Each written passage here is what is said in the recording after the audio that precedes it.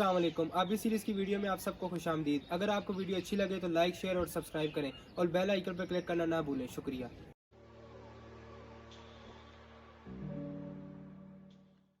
कि इस लेक्चर में मैं आपको टेक्निकल एनालिसिस के बारे में स्टार्ट ऑफ करूंगा और इसका ओवरव्यू दूंगा।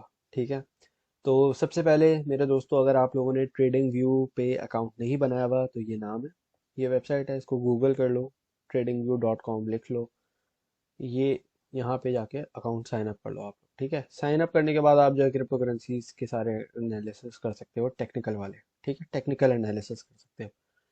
मूविंग ऑन, टेक्निकल एनालिसिस होता क्या है?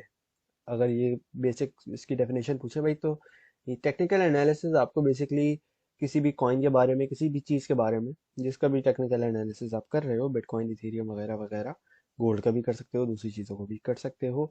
तो जो भी आप चीज़ कर रहे हो वो आपको क्या बताता है, किसी भी एसेट की, क्रिप्टो की, उसकी हिस्ट्री, हिस्ट्री हो गया उसका पास्ट, और प्रेडिक्शन। इन दोनों चीज़ों के बारे में वो आपको पैटर्न और साइकोलॉजिकल कंडीशन बताता है। ठीक है, मार्केट में आपको ये समझना होता है, क्योंकि देखें ये कोई जॉब नहीं है, इसको समझाने के लिए बता रहा हूँ कि कोई जॉब नहीं है।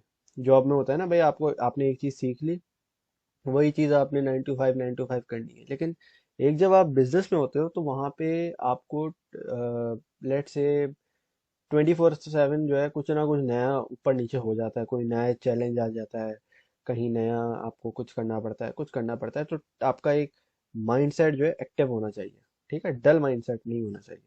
तो इसमें आप जब भी देखें तो आपको एक अलर्ट, चौकन्ना रह के, लेट से मार्केट को देखना चाहिए। ठीक है, तो ज़रूरी नहीं है कि जो कल हुआ था वैसी ही मार्केट आज हो, या वैसी ही मार्केट 10 दिन के बाद हो। तो ये मेरा कहने का बेसिकली मतलब है, हर रोज़ मार्केट नई होती है और इंसान को मार्केट के साथ अडेप्ट करना होता है और मार्केट के साथ चलना होता है। ठीक है जी, तो होपफुली ये बात आपको समझ आ गई होगी। तो हिस्ट्री और प्रिडिक्शन, पास्ट और फ्यूचर के बारे में हमें टेक्निकल एनालिसिस से पता चलता है। तो टेक्निकल एनालिसिस को अगर हम ब्रेक डाउन करेंगे भाई, कैसे पता चलता है, क्या चीज़ होती है, क्या बेसिकली उसका क्या एक एक हिस्सा होता है जिससे हमें पता चलता है। तो सबसे पहले हमारे पास आती हैं कैंडल स्टिक्स। ठीक है, कैंडल स्टिक एक बोरिंग टॉपिक भी हो सकता है कुछ लोगों के लिए, कुछ लोगों के लिए, मुझे तो बोरिंग लगता है लेकिन इम्पोर्टेंट है। ठीक है, कैंडल स्टिक बेसिकली आपको पता चल जाएगा क्या होती है, कैसे होती है, और ग्रीन और रेड क्यों होती है। तो जो कैंडल स्टिक्स के लेक्चर है उनसे। ठीक है, अच्छा, तो कैंडल स्टिक से बेसिकली आप जो है ना पास्ट में देख सकते हो कि भाई कैसे हुआ था, ये कैंडल बनी तो इसके बाद मार्केट क्या हुई। कैंडल स्टिक की अपनी एक साइकोलॉजी होती है। साइकोलॉजी का मेरा मतलब है कि अगर कोई तरह की, लेट से कोई XYZ एक तरह की कैंडल बन गई, एक स्पेसिफिक टाइप ऑफ कैंडल अगर बनी, तो उसका क्या मतलब होगा, उसकी बेसिकली इंटरप्रिटेशन। अगर कोई टाइप की कैंडल बनी है तो उससे क्या होगा, अगर लेट से स्पिनिंग टॉप बनी है तो उससे क्या होगा, एक एग्जांपल दे रहा हूँ खाली। ठीक है जी, तरह तरह की डिफरेंट डिफरेंट कैंडल हैं। इसके बाद हमारे पास आती है सपोर्ट एंड रेजिस्टेंस। ठीक है, इसका बहुत इंपॉर्टेंट रोल होता है हर टेक्निकल एनालिसिस में और ऑलमोस्ट हर टाइम फ्रेम में। ठीक है जी, ये जो एक लेट से आपको सपोर्ट एंड रेजिस्टेंस है ना, ये आपको बेसिकली मार्केट का एक जोन देता है जिसके अंदर आपकी क्रिप्टो घूम रही होती है, सपोर्ट को टच करती है, वहां बैठती है, फिर वहां से जो है कंसोलिडेशन होती है। अच्छा, कुछ लोगों को कंसोलिडेशन का मतलब पूछ रहे थे तो मैं बता दूंगा। Consolidation, hopefully I am writing,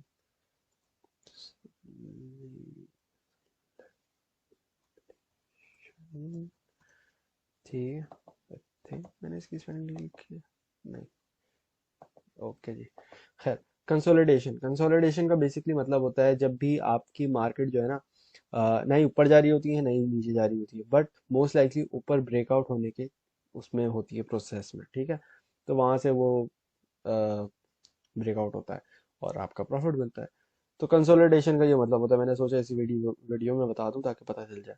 ठीक है जी, इसके अलावा जी हमारे पास आ जाते हैं इंडिकेटर्स। इंडिकेटर्स बहुत इंपॉर्टेंट टूल्स होते हैं।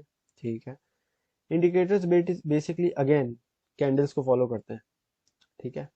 अगर आपने कभी भी RSI वगैरह, मूविंग एवरेज, इस तरह कुछ यूज़ किया है तो उसमें आपके पास सेटिंग में आएगा कि भाई उसकी जो लेंथ है वो क्या होनी चाहिए।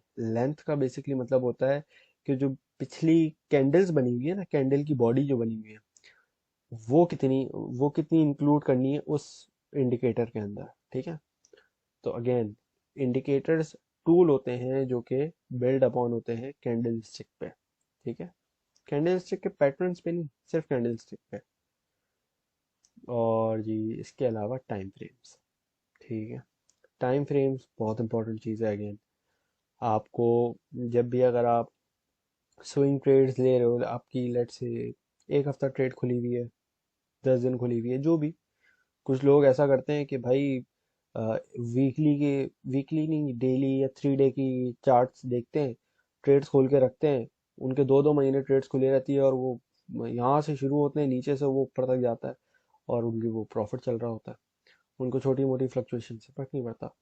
अब अगेन डिपेंड करता है, हर बंदे का पोर्टफोलियो अलग है, हर बंदे की सर्कमस्टांसेस अलग हैं, हर बंदा अपनी तरीके से जो है वो मैनेज करता है सारी चीज़ें, ठीक है जी।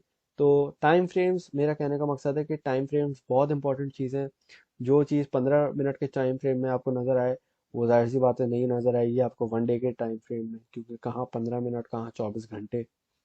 और इसी तरीके से 24 घंटे के बाद आता है वीकली, वीकली के बाद आता है मंथली। मंथली भी बहुत इंपॉर्टेंट। मंथली वाली जो कैंडल्स होती हैं, अगेन हम कैंडल स्टिक्स की बात कर रहे हैं, तो टाइम फ्रेम जो है वो भी आपके काफ़ी मैटर करते हैं, ठीक है जी।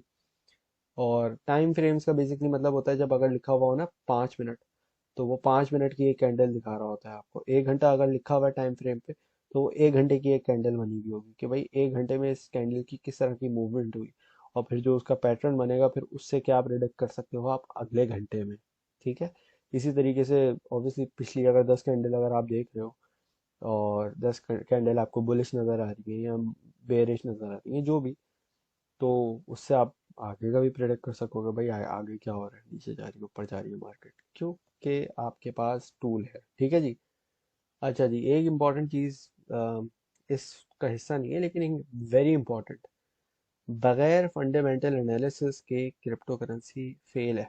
आप अगर क्रिप्टो में एक्सपर्ट बनना चाहते हो, ट्रेडिंग आते हो, तो ये याद रखो कि क्रिप्टो करेंसी में technical analysis only works 50% of the time, ठीक है। मतलब 50% से ज़्यादा वर्क बहुत ही मुश्किल से करता है। हाँ, आपने 50 इंडिकेटर सीखे हैं, वो एक अलग बात है, लेकिन अक्सर ये होता है कि इंडिकेटर आपके जो है वो ऊपर नीचे हो जाते हैं। असल में ये नहीं होता इंडिकेटर फेल होते हैं, नहीं। हमारी जो मार्केट है ना क्रिप्टो करेंसी, माशाल्लाह से ये बहुत ज़्यादा एक हेल्दी मार्केट है। एक हैवी इसमें वॉलेटिलिटी है, ठीक है। ये वॉलेटाइल काफ़ी है, तेज़ी से ऊपर जाती है, तेज़ी से नीचे आती है। अब ये इंडिकेटर जो है वो ऑब्वियसली फॉरेक्स वगैरह वगैरह के लिए बने थे, तो वो उतनी तेज़ नहीं है मार्केट। तो in comparison crypto is very very healthy, ठीक है। तो आपको थोड़ा सा ना इसमें अडेप्ट करना पड़ता है कि अच्छा भाई इसका अगर ये मतलब है, तो क्रिप्टो में क्या मतलब होगा, ठीक है। उसके लिए फिर सेटिंग करनी होती है, स्पेसिफिक फिगर्स होते हैं जो कि आपने टीए में डालने होते हैं। जैसे RSI में जो है वो हमारे पास 14 का हम RSI यूज़ करते हैं सेटिंग में, जो अगर उसकी आप लेंथ वगैरह देख रहे हो तो मूविंग एवरेजेस के डिफरेंट जो है वो लेंथ होती है कैंडल्स की। 200 की होती है, 200 की बहुत हैवी सपोर्ट बताती है आपको।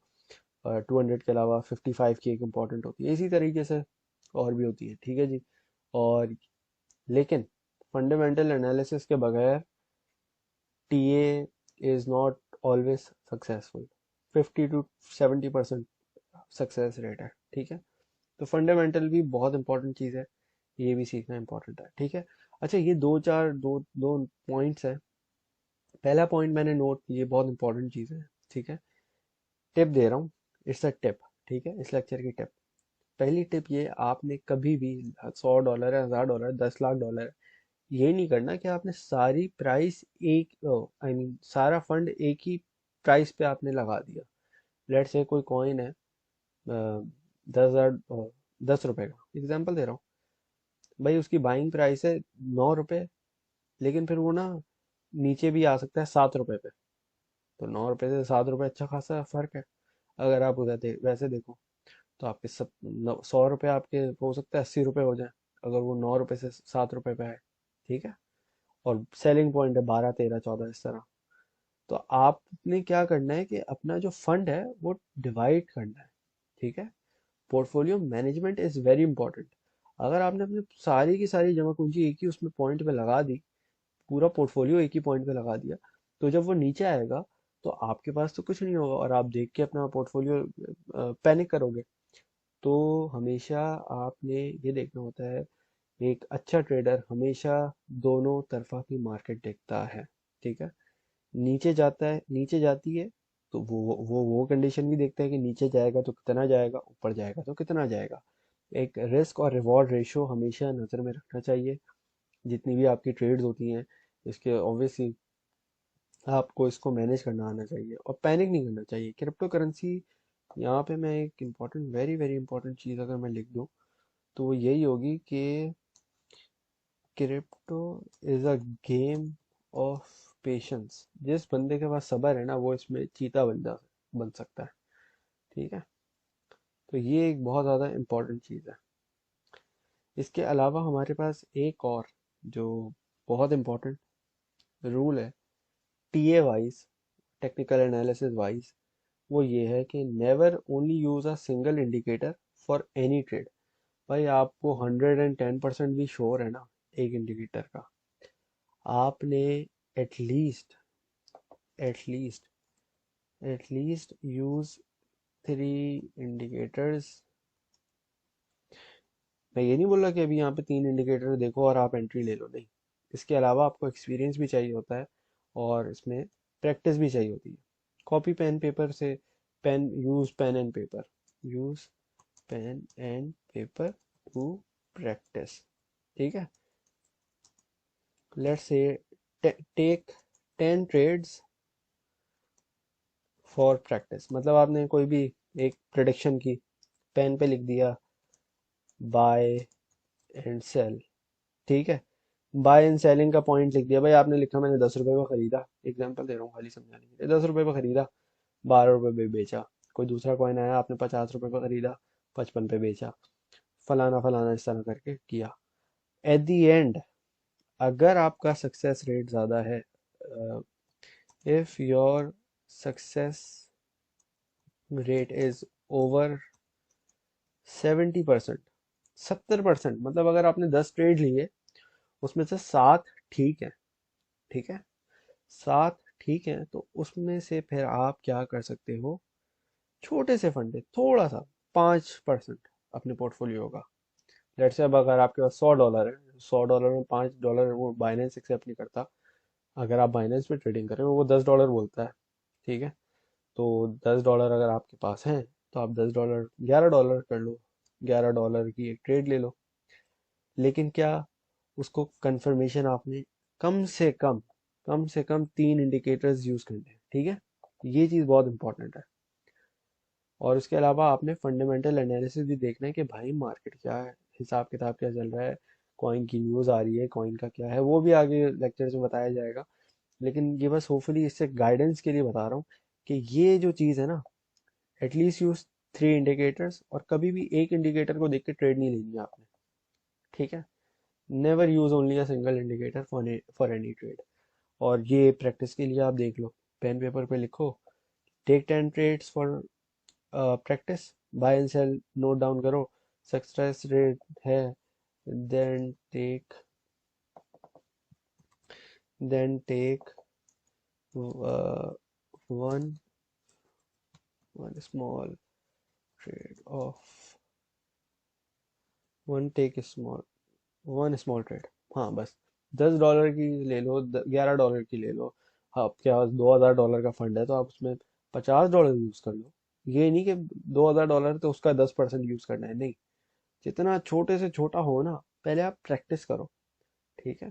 प्रैक्टिस होगी तो आपको उससे एक कॉन्फिडेंस भी आएगा और उसको उससे आपको जो है ना मार्केट की समझ भी आएगी कि होता क्या है सारा हिसाब किताब। और पैनिक नहीं करना आपने। ये लिखा हुआ है ना कि crypto is a game of patience. सब्र है तो यहाँ पे आपको फ्रूट रिवॉर्ड अच्छा मिलेगा। ठीक है जी। तो होपफुली समझ आ गया होगा। नेक्स्ट लेक्चर्स में आपको इंडिकेटर्स वगैरह, कैंडलस्टिक वगैरह, सपोर्ट रेजिस्टेंस वगैरह के बारे में भी पता चल जाएगा। Thank you very much for watching. अल्लाह हाफिज़।